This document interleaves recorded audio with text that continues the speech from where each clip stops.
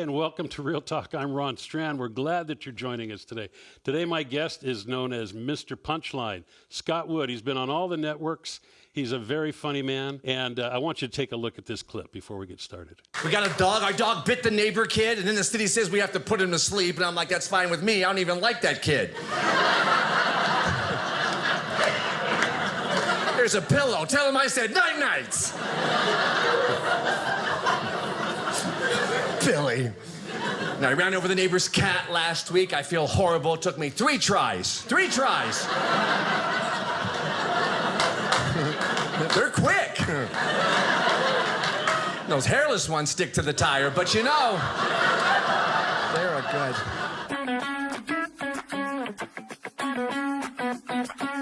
Scott, welcome to Real Talk. Well, Ron, thanks for having me. I appreciate it, and thanks for this beautiful mug in lieu of pay. I appreciate that. God bless. We go first class here, well, you Scott. really do. This is, and vodka does look like water. It does. But anyway. Exactly.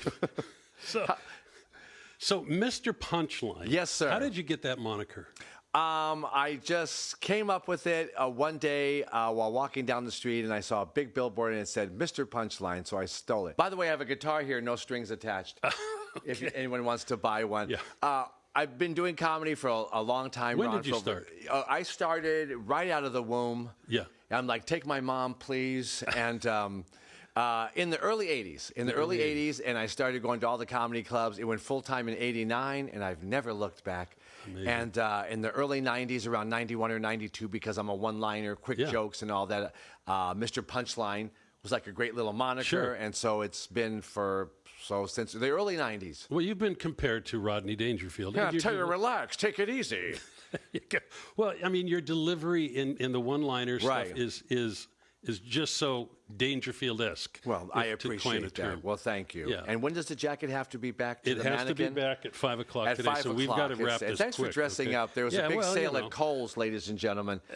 But anyway, was there a sale at Home Depot as well? Because I've never seen... like I said, Scott, we go first class here. We really Top do. class for Micah. Yes. You know, beautiful. We do the best here. Absolutely. So talking about Dangerfield and other comics, who were your inspirations besides Rodney? Yeah, number one, Rodney, Jackie Mason, all the old guys. You know, everyone I love is dead. Yeah. So George Burns, Jack Benny, of course, was another great one. Some of the ladies was Joan Rivers, Phyllis Diller. Mel Brooks is still with us, so that's great. Yeah, amazingly. And Woody Allen. People don't remember that Woody Allen started as a stand-up comic before he did producing and directing, and his stuff is hilarious. So if you get a chance to buy Woody Allen's stand-up comic on a CD or an album or wherever you get your whatever comedy stuff, check out Woody Allen as well. So those guys were the best, funny, clean. Yeah, you know, you and I were talking a little bit before today about clean comedy, and it's just so much. Well, I guess it's harder to be clean, isn't it? I mean, it's easy to be unclean or to be foul-mouthed, right? I mean, isn't that kind of a Yeah. I mean, most of the comics who are dirty, they curse normally. So if you don't really curse or, you know, use foul language, you probably wouldn't so much as do it in your act. But that's the only reason that, you know, I do it as well, apart from being a believer, a Christian believer. But I just think that, you know, I'd rather work everywhere. And you can see me at a comedy club or at a church, and it's the same show. It's just a lot of great, fun, clean stand-up comedy about life that we can all relate to, instead of a lot of F-bombs or things like that where people might get turned off, or racist-type material and things of that nature. Do you know you're funny? I mean, did you think funny when you were a kid? Absolutely. And so humor comes out of everyday life for you. Yeah. I believe comedians are born and they're not made. You know, someone has to already be naturally funny and kind of be funny around their friends, or maybe can come up with little jokes and quick-witted. Then you could maybe mold somebody and show them how to write and shape a stand-up comedy act. But I really think you have to have that sense of humor first, just be naturally funny. Yeah. And then if it's something that you simply must do, like me, when I got the laughs, I'm like, that's it. Yeah. When I was young, I go, that's what I want to do. And then watching the TV greats, all of them, like, wow, you can get paid for that, right? So you can be a comedian, do jokes, get check. So that's all I ever wanted to do, because I simply, you know, like my wife would tell you, I got to be in front of an audience. Yeah. Yeah. Do you remember your first gig, your first or in front of an audience? It's no, not really. Yes and no. There was a lot of little backyard parties and early, the Comedy Store. Yeah. Of course, during the mid '80s, going out to the Comedy Store and the Improv on Melrose when Bud Freeman was around and running it, and just picking a number on a potluck night or an open mic night and trying to get on stage to do a few minutes. But yeah, I remember. I remember being 18 and going to the Comedy Store. So I distinctly have a memory there, going on and doing some early jokes. Were you just? I mean, totally nervous? A little nervous, yeah. You're always a little nervous because you're kind of funny. And but that's probably good. Yeah, it's a good. Yeah, sure, it's a good nervousness, Yeah. And then after, I've been doing this for like almost 4 decades now, over 35 years. Right. And now I wouldn't even call it nervousness. I would just say it's excitement. I can't wait to get on the stage, especially if I have new material. And but I love it, man. I can't do anything else, Yeah. So thank God I got a sense of humor, right? You're too far into it now to go I'm back. the worst. Don't give me a hammer. There's going to be trouble, Ron. Did you do it? Excuse me. Did you do anything professionally before you were a comic, or did you just? Yeah, a few odds and ends jobs. Yeah. I worked at a couple of restaurants. We all do, and I did some roofing and things like that. But those just got in the way of me getting to the jokes. Yeah. You got to pay the bills first, and then when it comes. But yeah, I was a custodian at a school, cleaning toilets by day and then driving out to Hollywood and getting on the clubs at night and trying to make enough money. So in 1989, I was making enough money in comedy gigs, the same money as I was making, as doing the janitorial work. Yeah. So I said, this is it.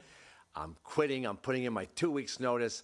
And I never looked back, and so it's been a really it's highs and lows, but the last 10 years have been fantastic. Have they? Oh yeah, and then the comedy community is growing, and people need to laugh, especially coming out of COVID and what's going on today. As you know, in the world, you can't even watch the news, go to the movies. The movies are filled with nothing but sex, nudity, and violence. And Ron, I'm against violence. I don't know if you know that or not about me. But no, TV is horrible. It's all that stuff. It's all that stuff, and that's just in sports.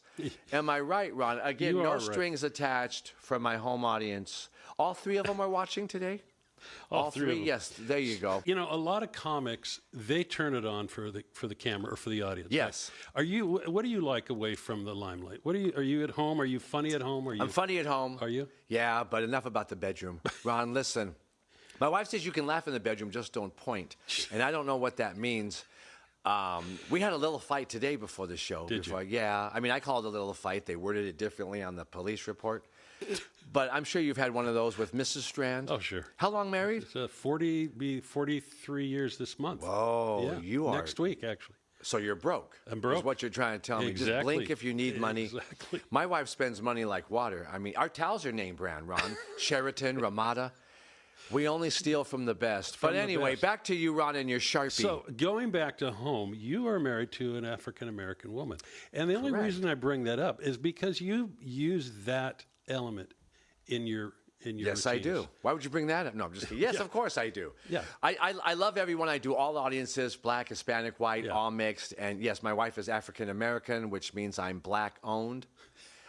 And so that's what that means. But I don't know about your house, Ron, but at mine, Black Wives Matter. That's all I know. Black Wives Matter, yes. But yeah, it's an interracial marriage. And, and like my best friend is Jewish and his wife is Japanese. Yeah. They named their daughter Sosumi. And I think it's a beautiful Asian name there and a verb if you're a Jewish gentleman, an action verb. But yeah, so we've been married a lot of years. In both of our family, we have black, Jewish, we have Hispanic, we have a Filipino. So both sides are all mixed. We're all mixed. So I talk about all that in my act. Sure. In a humorous way, not a racist way, but talking about racial things. Yeah, yeah. So does your wife think you're funny? She does. She does? Yeah, she laughs at you. Yeah, she does. That's a big deal. Yeah, yeah. And she has a great sense of humor, but she's, she's my biggest supporter, and she loves to laugh. She tells everyone that I make her laugh at least once a day, sometimes 2. But, she's growing used to it, but I always try to make her laugh. And so, she's awesome. And she was a big comedy fan. My wife is one of the few women that absolutely loves the Three Stooges. Oh, no kidding. So I know the home audience knows most women don't like that. But she loved the Stooges. And before she met me, she used to go to the comedy clubs. And she remembers Jerry Seinfeld before his show, before any of that. She would go see all these comics that she really loved. Yeah. she tells a funny story about Gallagher when she went to go see him, and she sat right in the front row, and her date at that time, of course, before meeting me, said, Gallagher, they said, here, you might want to put on this poncho, this plastic. Right. Yeah. She goes, why? I'm not. Well, she didn't. She had it, but she was on her lap. Well, when he hit that first watermelon with the Sledge-O-Matic, she put it on, and she was like, this is... He was one of a kind. He was one of a kind for those gosh. young people. He used to take a giant mallet, ladies and gentlemen, and just demolish watermelons, food, whatever would fit on top of a stool, and it would just fly out into the audience. Talk about having to haul his props around. Huh? And to clean up. The comedy clubs to clean up after that. Just spraying stuff is mayhem. Now, he's not with us anymore. No, he's not. He's not. I think he did, yeah. And his brother Ron is, I think, still around, too. They had a big feud. He has a brother. Yeah, his brother looks almost exactly like him, so that's Ron Gallagher. So so he was doing his, so they had this, they go, you do the old stuff, I'll do the new stuff. I can't remember the actual Gallagher. I can't remember his first name. It might have been Ron, but if you can't afford the Gallagher, you can get his brother, you can get the brother for a cheaper price. I wish I was making this up, but they had a giant feud, and it caused a falling out because his brother was doing a lot of the newer material that people were coming to see. Yeah. He was supposed to do the older stuff. No kidding. Yeah. Well, it's like Brian Regan. He's got a brother named Dennis Regan. So funny. He's funny. He's funny. Totally different style. Yes, but both very funny. Both very funny, yeah. And I saw him on a dry bar comedy. Speaking of dry bar, yes, you had a dry bar special in 2020. That's right, in 2020, and it just, so it came out. It's been out for a couple of years now, called Mr. Punchline. Mr. Punchline. Yeah. And where can we find that? On Dry Bar Comedy, drybar.com, on Facebook. It's all over. Just put in Dry Bar, D-R-Y-B-A-R.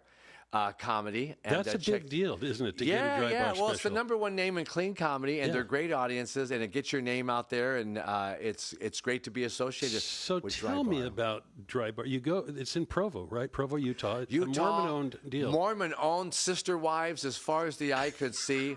But my parents are Mormons. Are they? Oh, yeah. The other day I saw them. I'm like, hey, Dad, Mom. And I heard the sound guy laugh, so I'm getting somewhere in life. That's okay. Well, we got the crew here. They can laugh. Yeah, you guys can laugh. Okay. Yeah, please, let it out. They're stifling the laughs. We don't have them mic'd, though, so, That's true, and a lot of their parents are cousins, too, so I don't know. They might not. They're from Hemet. But anyway, which I just did a show in Hemet. Did you? Yeah. Oh, my gosh. A tornado ripped through Hemet, did $20 million worth of improvements. It was absolutely crazy. Where do I look now? But anyway, what a night. Again, no strings attached. If you need a drum, and he has a surfboard above his head, so when the wave hits. That's right. I'll be safe. But yeah, Dry Bar is great. And my cooking show, too, which is fun. Yes. Tell us about that. I'm glad you brought it up. Something smells funny. Yeah. I'm glad you brought it up. Because, again, Ron died. No one told him. So you're going to be doing season 2 and 3 coming up. We're super excited about that. So it's a cooking show featuring stand-up comedians called Something Smells Funny. So if you love to cook and love to laugh, I've got a show for you. I do a monologue. It's in the kitchen. I bring out my stand-up comic guest. I'm interviewing them while I'm helping them cook a dish that they bring on. And it's like a talk show in a kitchen. So if you love comedy and cooking, I've put both together. So you can stream season 1 right now on Tubi TV. And also Tubi. Tubi, and also YouTube TV, and then we're about to renegotiate and get it out on some other platforms. But season 2 and 3 is coming this fall. And one more quick plug, I'll be also on What's So Funny coming up on Amazon and Roku as well. I'm filming that next week. And that's an upcoming that's comedy. upcoming. That'll be out in a few months, probably May, June, right there. What's So Funny on Amazon and Roku. It features a lot of stand-up comics. So well, that's a good. I'm here, there, and everywhere, Ron. So you can't get rid of me. You can't get rid of you. Where's my cab? I should have asked for more money. I make a lot of money, ladies and gentlemen, doing comedy. Not today. But usually, back to you, Ron, and the jacket. So tell us some of the guests that you've had on Mark Christopher Lawrence, Bobby Collins. We've had Victoria Jackson from Saturday Night Live. We had Jimmy Brogan. And we got a lot of great guys coming up, like Craig Robinson and Tom Dreesen and Paul Rodriguez. And so many other names. Now, that's a name a lot of people, younger people, wouldn't even know. But no. Tom Dreesen is a legend in comedy. A legend. I mean, he used to hang out with Frank Sinatra in the desert. All of them. I remember a story Dreesen told that he was out at the desert at Frank's place out in Palm Springs. Right. And Frank called him up like at 2 o'clock in the morning. He says, Tom, let's go take a drive. And they just drove around the desert in Frank's car and just talked. Right. I mean, that's the kind of relationship he had with Sinatra. I love the story, yeah. And Tom is great. And Tom, I'll make sure you get this because he's a legend. He inspired me. All the greats, man, the guys who have been doing it for 5 decades. But he autographed his book to me. And the thing I like about Tom is he told a great story about Frank and all the legends. Because, I mean, that's when Vegas was Vegas. And I think comics were comics. But they took another drive and they go to this little bar that was still open that was Frank's friend. It's like 1 or 2 o'clock in the morning. They're having a couple of drinks. And so the lady, they see lights come on. They're not even supposed to be open. Some lady pulls up. She goes inside. She asks, does this place have a jukebox? Frank looks at her and says, yes, it does. She says, do they play any Dean Martin? He says, I'm not sure, but if you like, I can do a song for you. And she says, no, thanks. She turns around and leaves. Is that right? That's a true story. And then Frank turns to Tom, and Tom says, Frank, she probably didn't know who you are. And he said, or maybe she does. You know what I mean? So he has some great stories. Yeah, those guys are the best. You know, old school is the best school. They were funny, fast, clean. Yeah. They didn't put you down. I mean, even Don Rickles was great. But nowadays, you know, with cancel culture and you can't say this and that. No, you can't. It's tough to be a comic. Yeah, and I think you and I were talking earlier about like Seinfeld won't even do college campuses anymore because of the political correctness, the woke. And he's Jerry Seinfeld. Who are these people? You're watching communists in cars getting coffee.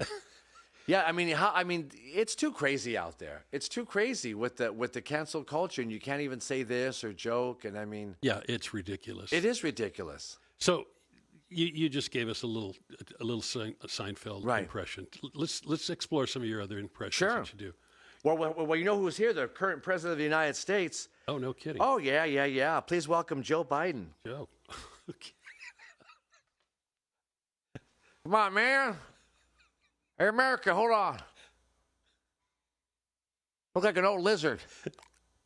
I'm Joe Biden. I can't remember this message. Anyway, America, we've been taxed out of my granddaughter with a lawnmower and a cookie. That's all you got to do. You got to mumble a lot. Yeah, and then do the little whisper. Let me tell you. You know, I want to tell you, America, we got to stand up, America. Whoa, the meds just kicked in, Joe. Sleepy Joe. And speaking of Sleepy Joe, the next prez right here. There you go. There he is. Tremendous. Absolutely tremendous. I love it. People love me. They love me at home. Great to be here, Ron. I love what you're doing. I don't know what it is. Anyway, indicted yet united. Just ran into Hillary in the men's room. I'll just keep this face. They love it. They love it. Oh, I'm huge. I wasn't even debating. I won. You did. Winning. I'm like Charlie Sheen, Ron. Drinking the tiger's blood. Yeah. Everybody loves Trump. How about Obama? Do you do Obama? Terrific. Obama. I just bumped the mic. You know, Trump's a bully. Bully, bully, bully, bully, bully. And like Michelle says, when they go low, we get high. We're from Hemet. Liam Neeson. I will find you. I will. People call me and they try to sell me stuff. Real people. Telemarketers. Yeah. Don't you hate that? Oh, I hate Not that. just robocalls, but sometimes they're real. Exactly. You think telemarketers have a lot of hang-ups? Anyway, think about that one. Anyway, so when the guy's done talking, I do Liam. I'm like, I want you to listen very carefully, my friend. Very carefully. Steve and your solar panels. I will find you. I love Liam. Jason Statham. Hi, I'm Jason Statham. You know I can see your number, right? I'm going to gut you like I did the Meg. Jason, he's big. He's well, big you know, right one now. that you do have a, I don't know if this is a compliment, I don't throw it out there. You do have a Gary Busey type of look. Hey, Gary Busey, man. Hey, I'll tell you what, man. Squirrel. Hey, this is Gary Busey, man. I just want to say that, hey, this is Gary Busey, man. Squirrel. Something's wrong with Gary. Well, you gave us a little bit of Rodney earlier on. Let's see. Yeah, I tell you, it's rough. Who, are you kidding? I'll tell you, Ron, I'm all right now, but last week I was in rough shape. Who was in rough shape? I mean, the wife wants to make love in the back seat of the car. She wants me to drive. She wants you to drive. I'll tell you, it's rough. It's rough. I know I'm ugly. Are you kidding me? Halloween, kids give me candy. How about George W.? George W. Hey, America. George W. Yippee-ki-yay. I bet you miss me, huh? Everything's big in Texas. Well, that is quite. I mean, I've always, I'll try to do some kind of impression in the mirror, Right. and It not just easy. doesn't work. It doesn't work, but You're bombing, baby. But it's how you get not Right. only the voice inflections, the voice tone, Right. and the facial expressions And the of course, movements. when you do Arnold, it's fantastic and pumped and this and that. I was born in Austria, but made it here in America. Them saying, get down there. I love it. It's fantastic. I'm sorry. I I'm saw just the getting over Oscars. this doggone cold, so It's okay, but I don't even know. I know a lot of people saw the Academy Awards. It was just a Yeah. couple of weeks ago. And Sure. then they had to announce the last one with Al Pacino. No one even knew who won, right? Yeah. It was like, hey, I see Oppenheimer. Oppenheimer. Stallone's like, hey, look, right? It's Oppenheimer, right? Arnold's like, this is doing. I mean, it's like three guys that, hey, look. Pacino's kind of become a caricature of himself Yes. as he's aged, telling hasn't he? Me and Robert De Niro, we're almost 90, just had a baby. How about Morgan Freeman? Hello, I'm Morgan Freeman. My voice is so low, I got a hernia. I have a new movie where I drive around Hillary Clinton. It's called Driving Me Crazy. Oh, Miss Crazy. I'm Morgan Freeman. My voice is low. Okay, That's great. that's a good Morgan. That's great stuff. Your comedy is I mean, listen, we were talking earlier about Right. you being compared to Dangerfield. Dangerfield was the one-liner, Right. But you've incorporated impressions in there and different bits. You're quite a talent. Oh, I appreciate that. And I mean that. Let my in wife all- know. Yeah, I mean that in all sincerity. Okay, Yeah, good. let your wife know. Yeah, please. But where does it come from? I mean, let's talk about the person behind the comedy, Sure. because as you know, this is a faith-based Yes. program, Yes. and so we want to hear the story behind it. Well, simple, long story short, I was lost and now I'm found, That's okay. Thank you for watching. There you folks. go. Good night. Yeah. Thanks for home. Listen, I was a young man who came from a divorced home. My parents drank a lot. Everyone kind of went their own way, and I started hanging out with the wrong crowd as a young man in my 20s. Didn't really finish high school. Went back later and, of course, got my GED with friends and family and my wife pushing me, to say, come on, you can do it. But basically, bad company corrupts good morals. And you're known by the company you keep. And because of that, and even within a few members of my family, there was a lot of drug abuse. I was an alcoholic, a drug dealer. I mean, again, the Okay, wrong slow down. crowd. You're unpacking a lot of stuff. You Well, were I an was alcoholic? all that. I was living, in a drug house in Baldwin Park, California, in the mid '90s, and I was steeped in all of the Were you? drugs and the alcohol. Oh yeah, we drank to get drunk. We partied all the time. I tried to quit on my own. It works for a few days, and the next week there's a big party, and there you are again. Yeah. And sin had a hold of me. And again, like I said, my parents drank. Later on in life, to God be the glory that my dad and my mom, both believers. Wonderful. My dad got in touch with me again. We restored and rekindled our relationship as father and son, That's and he had remarried. It was because of his new wife, who was a believer, made my dad go to church and said, if you love me, then just come with me and at least give it a shot. And he did, and he became a believer as well. And so thank God for that. But just growing up, doing all the wrong things, just a really bad kid who longed to do comedy, making my friends laugh and family, and doing the voices. And that's what I wanted to do. But sin puts your dreams on hold. I was so steeped in that other that I couldn't break a hold of it. And people saying, well, Scott, there's a bunch of drunks in the comedy club audience anyway. Looks like they have one more on stage, right? And that was me. And I'm like, well, that kind of hit hard. And it wasn't until a single mom and her daughter who lived down the street and was watching my life, seeing people come and go in this drug house, if you will, buying the drugs from me and partying. You could hear the music, it's just, I smell everything. That's what that was. But when I wasn't doing that during the day, she would share the gospel with me. And she says, I was once like you. My mom's a single mom and life didn't work out for us, but we're still together. And you need the Lord. Because I would tell her of my hopes and my dreams. She was a good friend of mine who saw my life. And she says, why don't you just give your life to Christ? Just try it. Greater is he in you, Scott, and in me than he who is of the world. And so I said, well, I need something. I knew I needed something. And so I went to church in the mid 1984, Calvary Chapel, West Covina, Pastor Raul Reese heard the message. He said, "You're here tonight. You're an alcoholic." You know, the Holy Spirit was moving. Yeah.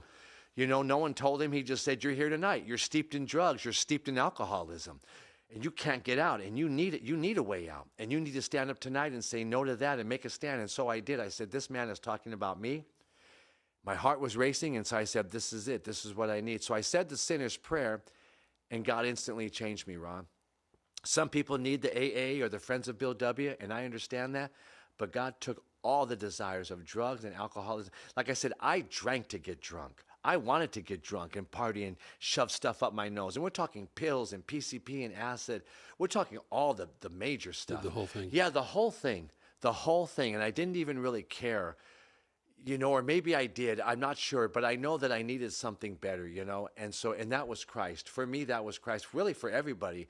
As I looked into the camera, it's for you too. God has a plan for you. And it wasn't until I took hold of my life and said, you know what, I have to say it's me. I can't blame my alcoholic parents, because people can say, well, they divorced. Okay, they divorced. I understand that. My mom was married several times. But I can break that cycle of sin. And my wife and I have been together for 35 years, same as you. You can break that cycle of addiction, and it's with the help through Christ. And so because of that, my comedy wasn't always dirty, but it was risque as a non-believer. But then when the Lord came into my life, I said, hey, man. And most of the guys, like I mentioned, they were all clean. The old guys from back in the day, from vaudeville and all that, the Catskills. It was just funny, clean, one-liners, comedy. It was early television. It was Milton Berle. Yeah. And I said, that's me. That's my style. And so he took away all the foul language. You know, as a Christian believer, we used to cuss normally because we didn't really care, or it just comes out. Guys mostly. But, you know, now when you cuss as a believer, you know you're cussing. You make yourself cuss, really. Yeah. It's not like, oh, I didn't know, because most guys, they don't hear themselves. F this, F that. You know what I mean? Yeah. And the comedians, too, I tell them, you know, you're funny. You don't need to use the F word. Right. The F word wasn't the punchline, is what you were saying. But, of course, a lot of them just normally talk that way. And so it filters right into their conversational speech. Yeah. But, you know, we're all sinners in need of a Savior. And, you know, God loves us and has a great, great, great plan for us, and something much better than you and I could ever hope or dream of. And I've had more fun as a Christian believer than I've ever had living in the world, because he's done tremendous things. The career I wanted, the wife I wanted. I mean, when I saw my wife, we met, she came and saw me at a comedy show. And when I saw her and met her, I said, that's her. I told the people that I was with, I said, I'm going to marry her. No kidding. And I married her. And you married her. Yeah, and so it's been a great ride, and all because of nothing that I've done. It's all that he has already done for me on the cross, as you know. Because God put you on someone's heart down the street from you, a lady and her a young lady, a young single lady who was my age, and her mom, and she shared the gospel, and that was the church they were going to. And she saw me getting drunk and everything else, but then she saw me when I wasn't. And when I was in my right mind, to just hear what she had to say, Scott, you make me laugh, and my mom, when you come for a visit, and your friends, and you shared that dream. But you're holding yourself back. You are. You know, everybody's got a testimony. Yes. Everybody's got a story, and it's either, depending on how you come to Christ, somebody shared Christ with you. Right. And it's forever changed your life. Forever. Isn't that just like God? And for everybody. My wife barely even smoked a cigarette, you know, so she was, you know, everyone's different. Right. She was raised that way. But there was a time where it was a Christian household where she said, but she had to say, no, I need to be born again. I need to invite him in personally, because God has no grandchildren. Yeah. It's just you and me one-on-one here, and when we stand before him, you know, in heaven. So I can't live off the righteousness of my parents or grandparents who weren't later on. But even if you're grown in a Christian household, everyone's in need of a Savior. Whether you're a good person or someone who was like me. Yeah. You know, we all fall short of the glory. So that's true. But a simple prayer, if you believe in your heart and confess with your mouth that God raised him from the dead, you will be saved. Amen. I was just going to ask you to look into that camera and tell, and that's all it takes. It's a simple prayer. It's not even all, you know, it's not religion. It's not riding a bike or knocking on a door or pushing a magazine or going into a box and asking someone with a collar, can you forgive me, Father? Yeah. It's none of that. It's a relationship. He did it all. Yeah. I don't have to do anything except to love him and serve him. And, of course, tell others, do the things we're supposed to do, read, pray, fellowship, go to church. try to do your best, but at least when you fail, now I have someone who's got my back. Yeah. I didn't have that before. Right. All I had was the devil, Yeah. who was my father, until I got Christ into my life, and now Abba Father, right? So it's a great thing, and he's done tremendous things for me. Tremendous things. Tremendous things.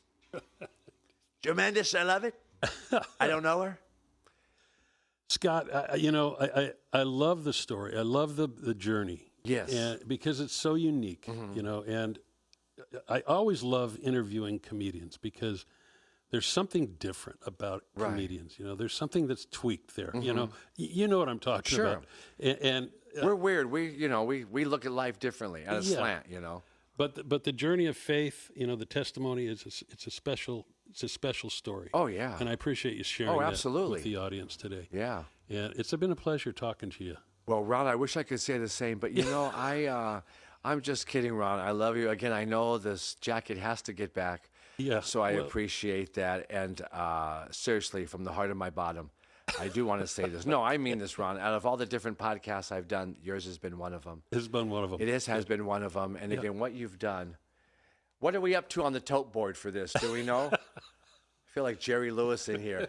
But have me back anytime. I will. And, this was great. And again, the mug alone was worth the mug alone is worth but it. I'll leave it for the next guest. Those are highly coveted. They are. Yes, they are highly coveted. They're fetching I'm big. letting you walk out with one. I might even let you take one for your wife tonight.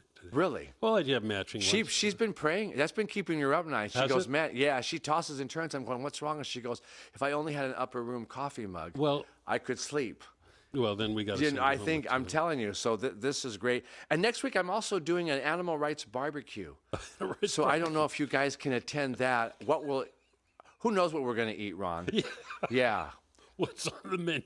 Yeah, and thanks for laughing. And all three of your listeners, too, I appreciate that. Listen, I did a show. They were so drunk. They didn't even know I was there, Ron. Is that right? Yeah, that was a weird church. But anyway, it was a Catholic church in Vegas. I don't know if you've been. Our Lady of the Designated Driver. It's right on the Strip. Anyway, do you have any other questions, or can we break? I've got all the questions. And I've been holding a pee for a half an hour. Have you? Well, it's a little green one.